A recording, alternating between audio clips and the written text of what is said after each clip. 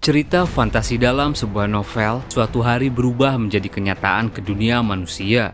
Hanya ada satu pembaca novel yang tahu akhir dari skenario, tapi alur skenario berubah berantakan dan ada segudang misteri yang belum terpecahkan. Video ini merupakan kelanjutan cerita dari part sebelumnya. Di cerita sebelumnya, Kim Dokja yang dikurung oleh ibunya dengan Egg Bedded Bell berhasil melepaskan diri setelah meminjam kekuatan dari Goryeo Spinous Sword. Kemudian, pertempuran terjadi antara kelompok Wanderer dengan teman-teman Dokja. Di sela pertarungan dengan kelompok Wanderer, Dokja menyadari banyak pasukan Undead di antara mereka. Dokja kemudian dikepung. Han Soyung datang. Sialan, sepertinya ada yang memegang Fable rank 3 King of the Dead, Davids. Fable yang merubah mayat menjadi undead yang membuat mereka bertarung. Han Soyung mengeluarkan beberapa cloning. Pergilah Kim Dokja, akan kurus mereka di sini. Dokja mulai bergerak maju sambil menghabisi beberapa. Mendadak pergerakannya terhenti saat melihat seorang sedang membangkitkan mayat orang. Seperti yang aku duga, dia yang memiliki Fable itu. Ternyata inkarnasi itu adalah Jeon Wochi. Ia menyadari kedatangan Dokja. Kenapa kau bisa kabur dari Egg Formation? Bukankah kau juga tertangkap oleh segel Egg Bedded Bell? Dokja bilang, keluar dari sana memang cukup sulit. Sebaiknya kau menghentikan ini dan mundur. Aku tak ingin melukaimu. Jeon Wochi siap bertarung. Tidak akan aku biarkan kau bergerak lebih jauh lagi. Dokja kemudian mengeluarkan kekuatan rasi Goryeos. Bayangan sponsor Jeon Wochi langsung keluar. Rasi Joseon Persaman merasa sangat kebingungan. Kenapa kau ada di sini? Kau bukanlah sponsornya. Goryeos marah. Diam dan nyahlah dari sana. Aku tak akan mengulangi omonganku. Rasi Persaman dibuat menghilang. Seketika Jeon Wochi tubuhnya terkena plausibilitas. Melihat itu dalam hatinya Dokja bilang, karena dia sudah mendengar suara asli dari Rasi. Gema plausibilitas yang ia terima pasti besar. Dokja kemudian memberi serangan. Jeon Wochi teriak, Kim Dokja, jangan lakukan itu. Pergerakan Dokja kembali terhenti karena melihat pertarungan teman-temannya melawan ibunya. Mereka mengepung Sokyung yang diliputi kekuatan yang besar. Jihye dan Jung Hee-won bergerak serentak. Satu tangan menghentikan gerakan Jihye, tangan satunya menghentikan pedang Jung Hee-won. Keduanya dihempaskan dengan mudah oleh Sokyung. Han Soyung datang. Kim Dokja, ibumu itu seperti monster. Kenapa dia bisa punya kekuatan sebesar itu? Memangnya tidak akan kekurangan plausibilitas. Sokyung tubuhnya bereaksi. Dokja sadar sesuatu, bagaikan Yamata no Orochi saat di Peaceland, Death Chain of Shadow. Dan yang terjadi selanjutnya, rasi sponsor Sokyung, Thunder Mother, muncul melalui bayangannya. Melihat ibunya memegang item itu, Dokja bilang, Egg Bedded Bell. Dia mengganti plausibilitas dengan relik yang kuat. Thunder Mother mulai menyerang. Keturunanku yang malang, sejujurnya aku tak ingin bertarung dengan kalian. Daya hempas cakarannya membuat inkarnasi berjatuhan. Kemudian mereka melihat Kim Dokja. Tolong yakinkan ibumu, kalau terus seperti ini kita semua bisa mati. Jung Hyuk berhadapan dengan Thunder Mother. Dengan beberapa tebasan pedangnya, Jung Hyuk berhasil memotong satu tangan Thunder Mother. Jung Hyuk mendekati Dokja. Dokja bilang, jangan membunuhnya, menjaganya tetap hidup ada kegunaannya sendiri. Jung Hyuk menjawab, wanita itu tak punya niatan bekerja sama. Sejenak Dokja berpikir, seharusnya ibu sudah hampir mencapai batasnya, baik dalam stamina dan plausibilitas, untuk mengalahkan rekan-rekanku. Dan Jung Hyuk yang sudah mencapai transcendence tidak cukup hanya dengan bayangan Rasi saja, paling tidak memerlukan sebagian dari wujud asli Rasi yang turun ke sini. Sokyung semakin diselimuti kekuatan yang terus meningkat. Rasi Demon Lake Judge of Fire menelan ludah. Rasi Prisoner of the Golden Headband memperhatikan pilihan Anda dengan seksama. Rasi Abyssal Black Flame Dragon sangat menantikan tindakan mengerikan yang akan Anda lakukan. Dokja mendekatinya. Footwall bergetar pelan. Hentikan saja. Kenapa kau berusaha menghentikanku sampai sebegitunya? Sekali ini saja akan kudengarkan. Jadi beritahu aku ceritamu dengan benar. Kenapa kau ingin menghentikanku? Kenapa kau sampai berbuat sejauh ini? Beritahu aku, ibu. Melihat mata Dokja, Sokyung mulai sadar. Belum sempat menjawab, sesuatu terjadi. Nebula Vedas, Papyrus dan Olympus sedang melihat pada takdir Anda. Kemudian plausibilitas Strom menyambar Sokyung dari langit. Kesadarannya perlahan menghilang. Dokja berusaha meraih tangan ibunya. Vandermother menghalangi. Rasi Kim Dokja, kau tak boleh lewat. Dan tak lama, Eight Bedded Bell yang dipegangnya langsung hancur. Tiba-tiba sebuah pusaran energi menyelimuti tubuh Sokyung sampai menembus langit. Kondisi langit seketika berubah. Sebuah pusaran memunculkan sosok misterius. Dokja sadar itu dan teriak, "Semuanya jangan lihat itu dan tutup mata kalian." Jung Hyuk mengenalnya. Itu dia, Ottergad. Perlahan-lahan dari pusaran langit keluar sosok dengan banyak tentakel dan mulut yang menganga. Semua inkarnasi ketakutan melihat dan merasakan hawa yang dipancarkan Ottergad. Berbeda saat di perjamuan rasi, kali ini Ottergad yang dipanggil adalah tubuh aslinya dengan menggunakan bayangannya sendiri sebagai tumbal. Terlihat bentuk tubuh Ottergad memiliki banyak tentakel dengan banyak mulut.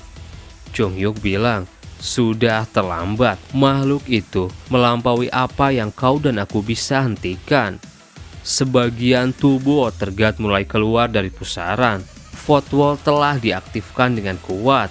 Para inkarnasi terkena plausibilitas yang tinggi. Mereka mulai kehilangan kesadaran.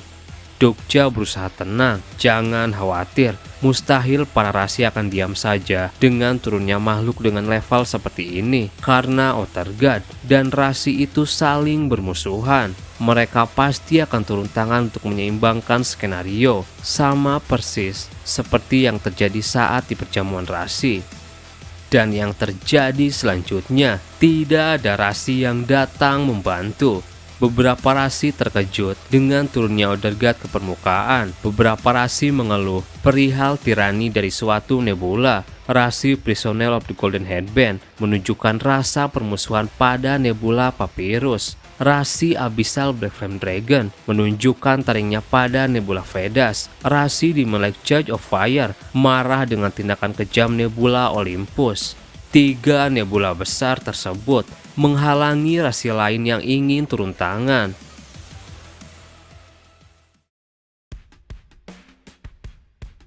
Banyak fable yang ditawarkan 3 nebula tersebut pada Dokja. Mereka bersikeras ingin Dokja untuk masuk ke dalam salah satu nebula mereka. Dalam hatinya Dokja kesal. Ini sebabnya aku tak pernah suka para rasi. Carnival of Lighting, Thunder Guide, dan Master Typhon Wolf. Semua fable itu punya sejarah membunuh anggota keluarga sendiri. Jika aku mewarisi salah satunya, mungkin aku bisa mengalahkan Ottergad. Tapi ibu juga akan mati di sini. Dokja bangkit. Jung Hyuk, kau masih ingat dengan nebula yang kita buat sebelumnya bukan? Maksudmu company Kim Dokja? Nama bodoh itu masih saja kegunakan. Jung Hyuk kembali mencabut pedangnya. Biar aku yang memberi nama nebulanya. Dokja berkata, satu hal yang pasti, aku takkan tunduk pada takdir yang kalian bajingan berikan pada aku. Akan kutentukan kisahku sendiri. Mereka berdua siap bertarung. Ottergad berkata, rasi yang malang, kau akan membunuh ayahmu dengan kedua tanganmu sendiri. Kau menghancurkan itu, dan kau akan menyaksikan kehancuran hal-hal yang berharga bagimu. Suara itu membuat inkarnasi lain semakin hebat terkena plausibilitas. Sialan, begitu dia selesai turun dengan semua tubuhnya, seisi lantai 2 Darkstal ini mungkin akan lenyap. Rasi Goryeus kemudian muncul sambil marah. Kalian para rasi bajingan, kenapa tidak ada satupun hal yang mereka ubah? Founder Mother, kenapa kau membuat kesepakatan dengan para Outer God? Sejak kapan Hongik jadi serendah ini? Apapun tak masalah, yang penting jawab aku. Founder Mother menjawab, aku tak melakukan kesepakatan dengan Outer God. Hanya ini satu-satunya cara untuk melindungi skenario di Semenanjung Korea. Pria itu harus tetap di sini dan tak boleh kembali ke Semenanjung Korea. Jika tidak, nebula lain akan. Goryeus tambah marah. Jadi kau membuat kesepakatan dengan nebula lain? Apa kau masih begitu terobsesi dengan dataran kecil itu? Sampai-sampai kau tega mengkhianati keturunanmu sendiri? Kemana perginya semua kreator deity? Kenapa mereka sama sekali tidak muncul saat situasinya telah menjadi seperti ini? Suatu nebula menyatakan bahwa rasi apapun yang membantu Goryeus Final Sword akan dianggap sebagai musuh mereka di masa mendatang. Melihat pesan itu, Goryeus tertunduk dan bilang pada Dokja, berdirilah dengan bangga karena mereka yang berada pada titik tertinggi di dunia brengsek ini menakuti kalian semua. Dokja tertawa, apa yang harus aku banggakan saat aku saja sebentar lagi akan mati? Kau tidak akan mati, takkan kubiarkan kau mati. Goryeus mulai mengalirkan kekuatannya pada Dokja. Kemudian, jiwa Goryeus mengambil alih tubuh Dokja. Dengan semakin menyatunya tubuh mereka, Dokja sedikit demi sedikit bisa melihat kepingan masa lalu Goryeus. Dalam hatinya Dokja bilang, sejak lahir, si bajingan ini sudah kuat karena garis keturunan naga yang dimilikinya. Anda telah mengetahui fable Inheritor of Dragon Blood. Itu Cheok Jangyeon telah muncul. Anda telah mengetahui fable Wiping Out an Army with One Sword. Dia telah membunuh 36 jenderal musuh seorang diri. Anda telah mengetahui fable Battlefield Slaughter. Dia terlalu kuat, keluarkan dia dari skenario. Gunakan segala cara yang mungkin untuk mengirimkannya ke dunia lain. Anda telah mengetahui fable Exile of the Scenario. Kini mereka berdua semakin menyatu dalam satu dimensi. Goryeus bilang, dulu aku seperti ini. Tempatkan Fate pada dirinya. Dia harus mati di sini. Itulah kata-kata mereka pada aku. Sontak Dokja kaget karena Goryeus juga mendapatkan fate dari rasi seperti yang ia alami. Anda telah mengetahui fable One Will Fight Against Fate.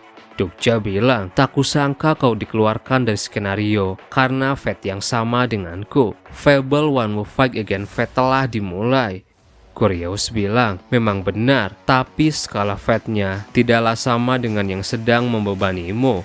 Dulu hanya ada satu nebula yang melakukan hal brengsek ini pada aku. Saat itu aku selamat dengan bantuan dari Hongik. Tapi aku masih sering memikirkannya bahwa dulu seharusnya aku tak menerima bantuan dari nebula manapun.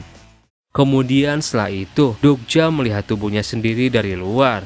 Goryeus sepenuhnya mengendalikan tubuh Dokja. Pedangmu bagus juga, biar aku pinjam sebentar.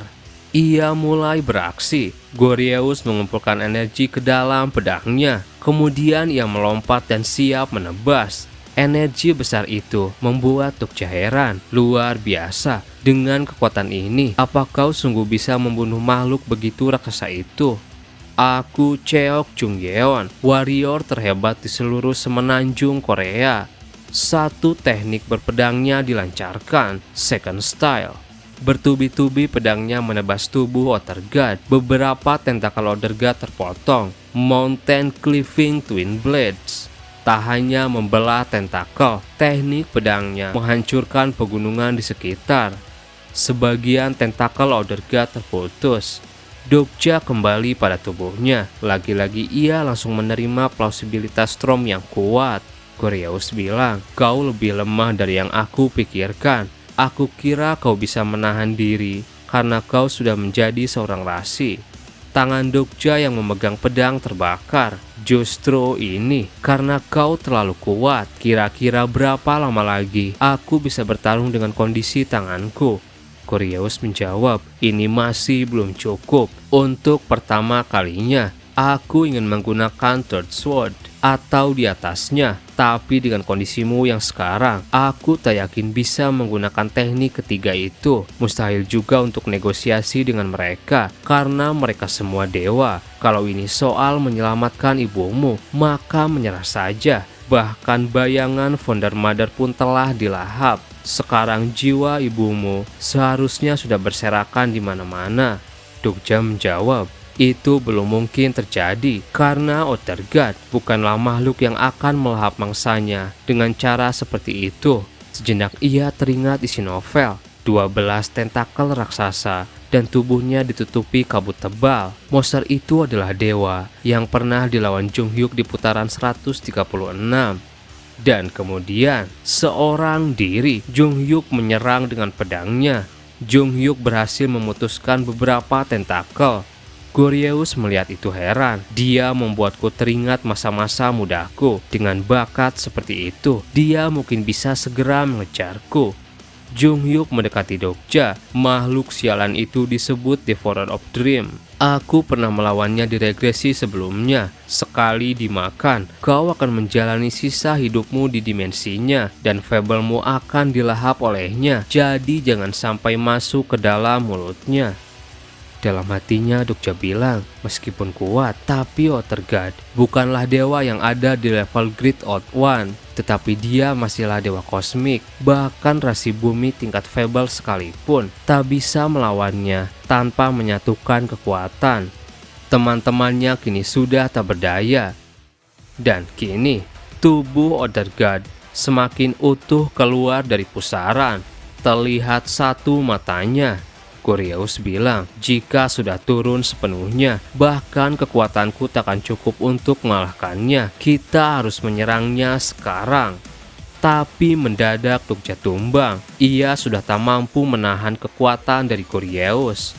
Sejenak Dokja berpikir, dari dipanggilnya Ottergard, hanya ini plausibilitas yang bisa aku gunakan untuk menahan diri. Jika ada seseorang yang menggantikan kami dalam menerima plausibilitas, mungkin akan beda ceritanya, tapi kita harus tetap mengalahkannya. Dokja bilang, gunakan Third Sword Style. Apa yang kau katakan? Kalau itu digunakan, eksistensimu mungkin akan menghilang. Cuma itu satu-satunya kesempatan kita. Junghyuk, untuk sekali ini saja, satukan kekuatan denganku.